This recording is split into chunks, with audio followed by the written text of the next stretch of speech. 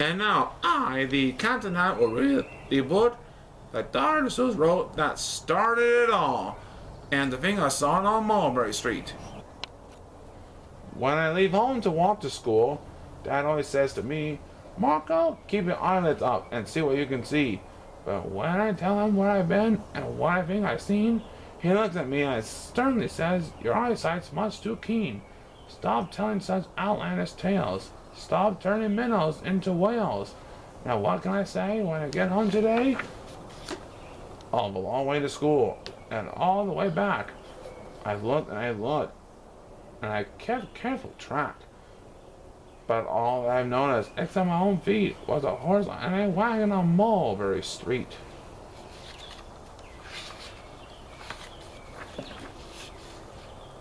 That's nothing to tell of. That won't do, of course. Just a broken down wagon that's drawn by a horse. That can't be my story. That's only a start. I'll say that a zebra was pulling that cart. And that is a story that no one can beat. When I say that I saw it on Mulberry Street.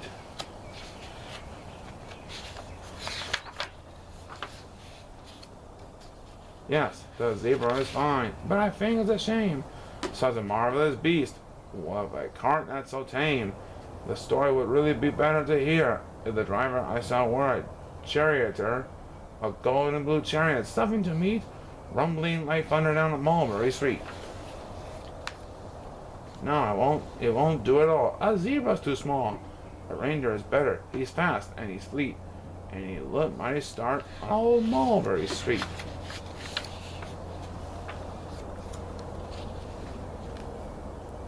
Hold on a minute. There's something wrong.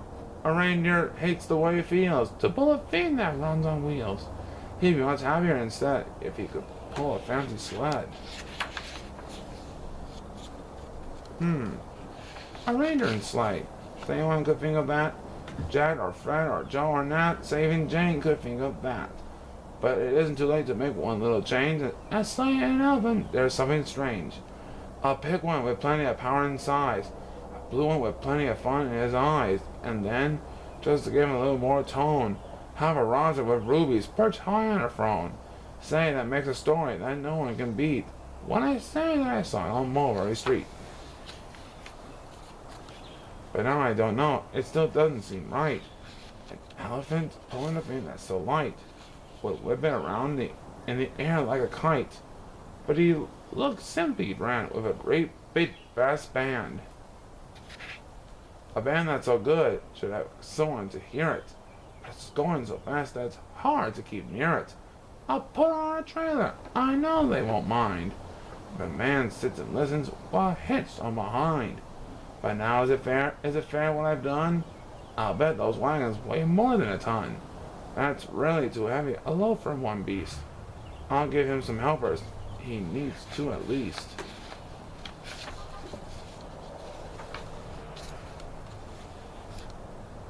But now what worries me is this. Mulberry Street runs into bliss. Unless there's something I can fix up. There'll be an awful traffic mix-up. It takes police to do the trick. To guide them through where traffic's thick. It takes police to do the trick. They'll never crash now. They'll race up top speed. With Sergeant Mulberry himself in the lead.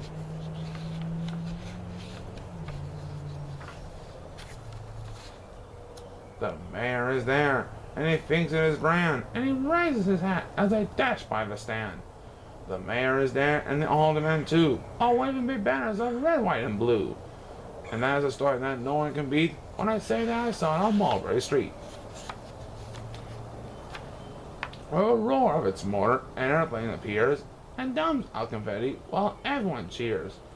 And that makes a story that's really not bad. But it still could be better, suppose that I add. A Chinese man who eats with sticks, a big magician doing tricks, a 10-foot beard that needs a comb. No time for more, I'm almost home.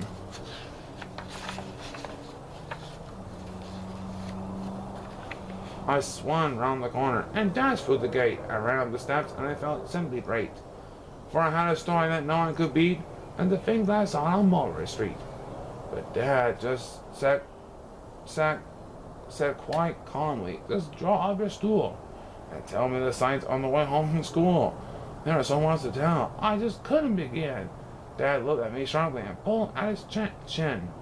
He frowned at me sternly from there in this seat. Was there nothing to look at? No people to greet? Did nothing excite you or make your heart beat? Nothing, I said, growing red as a beet, but a plain horse and wagon on Mulberry Street. The end.